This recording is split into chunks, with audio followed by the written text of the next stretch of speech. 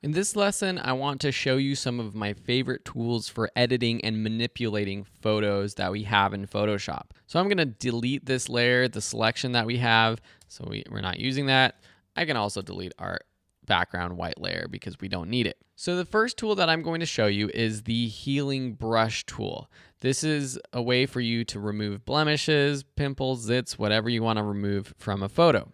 So with the layer selected, you'll notice that if I hover over the image, I get this sort of error warning mouse. It's like a circle with a line through it. If I try to click anywhere, it's going to say, this smart object must be rasterized before proceeding. So what rasterization basically means is it's turning your smart object into a non-smart object, making every edit you make to the photo burned into that image or into that layer so you can't undo it. So one way that I like to do things to make sure it's easy to go back or to see the before and after is I'm going to hit cancel, and I'm just going to make a duplicate of this layer by dragging it and dropping it into this button next to the trash can that looks like a little sticky note. That's the new item button. So now we have two layers. They're the same exact layer. Let me rename this top one by clicking in the title twice, and I'll call this edits. So now if I ever make any changes and want to quickly go back to the other one to see what it looks like, I can do that. So now with the edits one selected, with my healing brush selected, click on the layer, and I'm going to choose rasterize it. Okay? So now we have a brush, which we can adjust the size and the shape of the brush up here. Another keyboard shortcut that I want to show you is on a Mac, it's Control Option. And if you click and drag to the left or right, it increases or decreases the size of your brush or whatever tool you're using. And then dragging up or down makes it harder or softer with more of a feathered edge or just a hard edge. So that's Control and Option on a Mac. I believe that would be Command and Alt on a PC and clicking and dragging at the same time. So I can adjust the size of this brush until it's about the size of this blemish that I want to get rid of on Sam's face. But I do want to zoom in a little bit more. So I press Z on my keyboard to zoom in, go back to my healing brush. And there's several ones down here. You can see if you hold down this tool, you see all the options, but I'm just going to use the spot healing brush right now. And if I click on this little zit and then let go, Photoshop does its magic and removes it. So if I turn on and off this edits, you can see what it does. So this automatically tries to make changes. If you want to do it yourself, I just undid that so we have this layer back original. You can go to the healing brush tool. So now you'll see that wherever I put my mouse, it's kind of taking another area of my photo and it's going to try to blend it in with that blemish. So I want to make my selection first of the area I want to basically copy and blend in with that blemish. To do that, you press the Option key, click, and now that area is selected. So if I do it to his eye, for example, then come over here, see how it's basically copying that eye? And if I click, it's going to kind of take the eye and try to blend it in. So what I want to do is make a selection right about here, and then go up, and then click. And that's a cool way because you can kind of preview what it's going to look like. So that's the healing brush and the spot healing brush tool for removing blemishes. The clone tool is very similar. So when I select the clone tool, I still have that sort of selection that I made on his cheek earlier. What if I want to make Sam have 3 eyes? Well, I can change the size of my brush by increasing it. Again, Control Option, dragging left or right on a Mac, Command Alt, I believe, on a PC.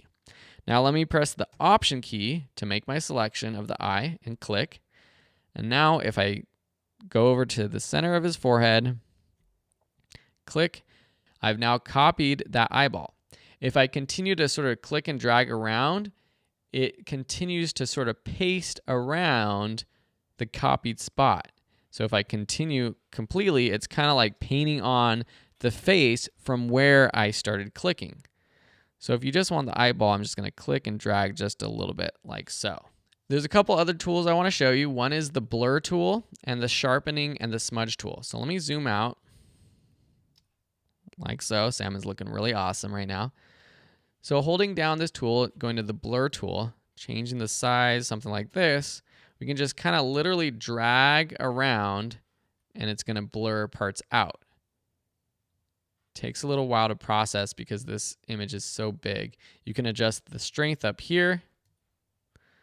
Let's just go ahead and so you can see a little bit more clearly. If I keep clicking and dragging over this eye, see how it's starting to get a little bit blurry? All you have to do is just keep clicking and dragging to increase the strength of that blur. So let me go back on the history and you can see all the blurring that I did. And let's go all the way back to the clone stamp tool to get back to where we're not blurred anymore. The sharpening tool does the same thing. Clicking over an area will sharpen it. The smudge tool, this is cool. This is a way to reshape bodies. So if I take the smudge tool, let's make it a little bit bigger. You have the strength up here, which is at 50. So you might want to play around with different strengths. And this image is really big, so it takes a little while to process. But say let's make it a little smaller. Let's just click here on his cheek and just drag to the right a little bit. See how it starts to smudge Sam's face a little bit? Let's undo that. Let's go out to the outside and drag in just a little bit. And that's making Sam a little bit skinnier. So this is how you can actually manipulate people to be bigger or smaller. Now on this image, it doesn't look too bad because the background is pretty simple. But if I go to this image, for example, let's go to this image, use the smudge tool. It's not going to let me do it until I rasterize it, right? So I'm gonna create a copy. I'm gonna rasterize it. You can rasterize it by right-clicking and choosing rasterize layer. And now let's just smudge him in. That was probably a little bit too much, but you can see as it starts, wow, yeah, that was really, really too much. But as it starts to smudge, the background starts to get a little bit weird. So let's just do a little bit actually. You know, the background starts to get sort of warped and things start to look unnatural. So you do have to be careful of the background when you are using this smudge option. Back to our three-eyed Sam. Let's just look at one more tool that I like. It's the dodge and burn tool. So that's underneath smudge. So let's take the dodge tool. This is a quick way to basically increase or decrease exposure using a brush. Right now we have our options. The range is set to shadows. This will affect just shadows, just midtones, or just highlights depending on what you have selected up here. So if I click and drag in his hair, for example, it's really bringing up the details of his hair, but it also affects the background a little bit. So let me undo that. Let's do the highlights and show you what happens. So when I do this up here to the highlights, not really much is affected except the top of his forehead. So when would this be practical?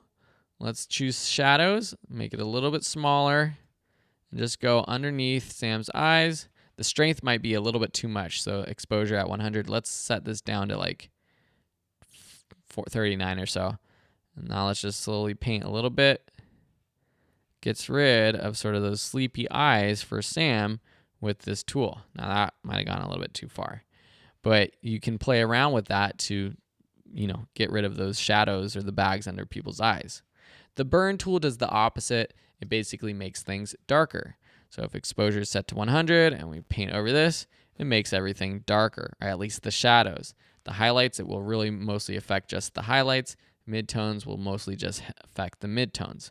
So it's a cool way to just kind of pinpoint specific areas. It's sort of like the adjustment brush using Camera Raw, but right here in Photoshop. But remember, these edits are being burned, literally burned onto this rasterized image. So to undo it, you have to go through the history panel and go all the way back to the edit you made, and then you lose everything you've done after the fact. All right, those are just several of my favorite tools to play around with and manipulate photos in Photoshop. If you have any questions about those tools, let me know. Now, I know we didn't cover every single tool in Photoshop, but that's what other Photoshop courses are for. This is not a complete Photoshop course, even though I have added, what is this, like 3 hours worth of Photoshop content so far?